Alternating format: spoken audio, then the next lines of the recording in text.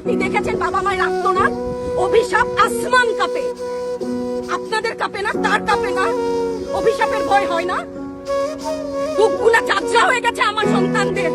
Rubber bullet বলবেন, কি বলবেন? এগুলো অস্ত্রের মুখে দাঁড়িয়ে আছে, আমাদের পয়সায় কেনা বুলেটে আমাদের সন্তানদের আপনারা বুলেট ছুটছেন। আর কত, আর কত?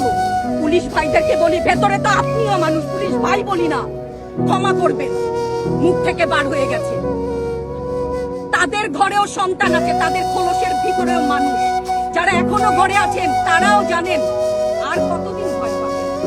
ভয়েই থাকেন, একটা মারবেন 10টা আসবো, 10টা মারবেন লক্ষ আসবো।